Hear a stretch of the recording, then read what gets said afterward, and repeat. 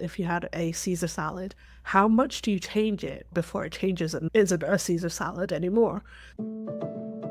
Hello, welcome back to another Nourish Your Brand episode. I'm Aiza, your host and brand chef from Studio Koya, and in this show, I serve up what your business craves so that it can turn into a brand that you're super confident and super proud of.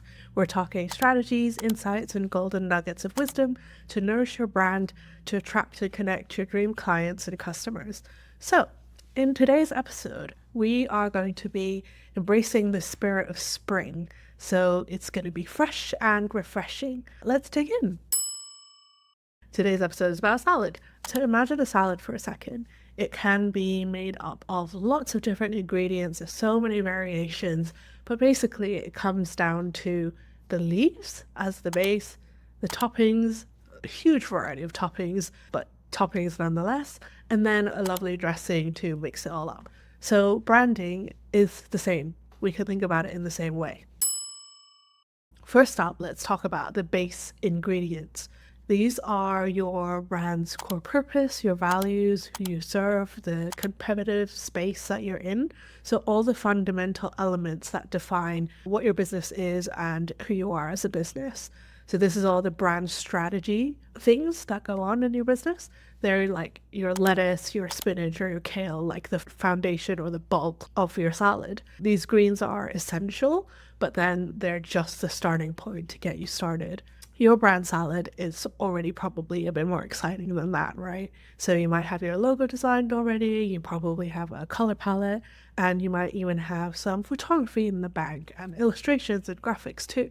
So every once in a while, your brand salad might need a little refresh. It's the same with an edible salad. It might get a little stale, or something in your palate or in your customer's palate in this case has changed, and you just want to tweak something or update it to bring something new to your business.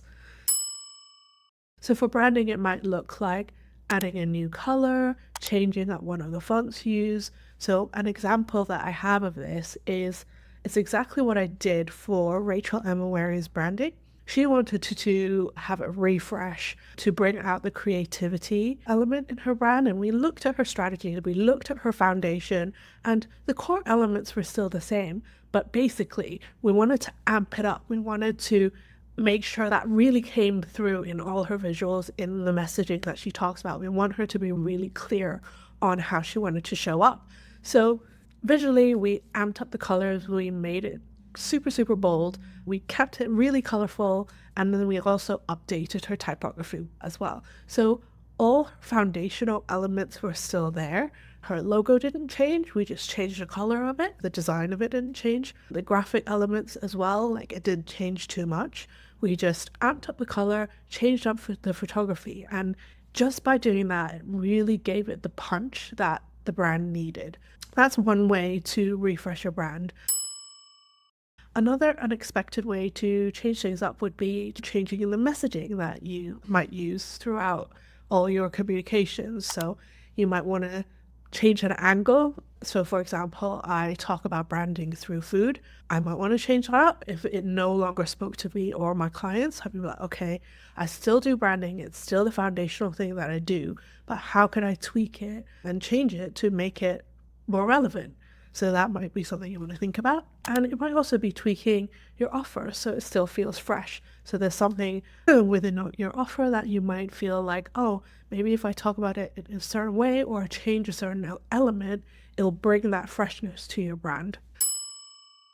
So all well and good wanting to change and wanting to refresh your brand, but just a quick note of caution. So this is where like the, I guess, kind of culinary creativity and also expertise comes in. With a salad, for example, if you had a Caesar salad, how much do you change it before it changes and isn't a Caesar salad anymore? So that's the same with branding. How much do you change? And if you change it too much, like it just then doesn't represent your brand anymore. So we got to be careful with that. It's all about balancing and mixing the right things in.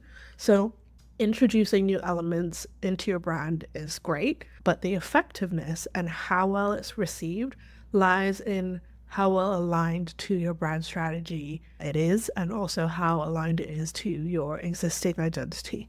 So did you want like a big kapow? I'm going to be changing everything and everything's going to be brand new and this is going to be like a huge transformation for your business?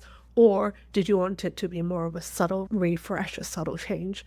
You need to make these decisions beforehand so that it'll be easier for you to find that harmony between the old and new, especially because if you have an existing brand, sometimes you want to keep some of the older elements or some of the elements that you have already because you have that association. So your audience already has that association with your brand, and that's what they come back for as well. You got to decide whether or not you want to do the 360 or want to have a refresh. That's basically how branding and salad works together and how you can think about it. So are you going to be doing a spring refresh on your branding? Here are a couple of questions for you to start to think about. Which ingredients represent the core of your brand? Think about the foundational things and what are the keepers. You want to figure those out because you want to keep what's working for you, right? Like why throw that out when it's already working? We want to keep the things that work for you already and bring in new things or change up things that aren't working. The next question is, what could you toss into your branding to bring this fresh flavor? So the things that would bring this refreshed energy. So remember, even the smallest change can reinvigorate your branding. For example, you can add a sprinkle of pomegranate and that completely transforms a salad. So that's the analogy that I like to use. So you still have the same base, toss a little thing that's new, and it really reinvigorates and brings your brand to life again. So as we wrap up today's episode, I want to encourage you to embrace the process of continuously crafting and refining your branding. Keep it fresh, keep it exciting, both for yourself and for your customers. And more importantly, keep true to your brand foundations. As I always say, your brand and your branding is ever evolving and it needs to be nourished. So always look into it, always have a think. Every time you think about it, it might not necessarily be, oh, I need to throw everything out and start afresh.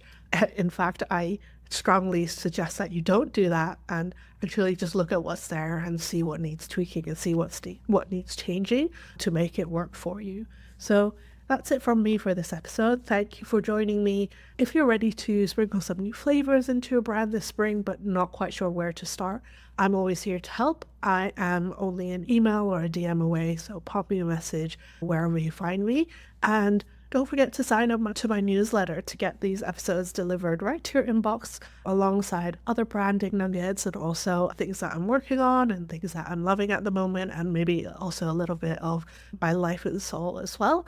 And that's at studiokoya.com/newsletter. That's where you could sign up. And yeah, thank you for joining me for another episode of Nourish Your Brand, and I will chat to you next time.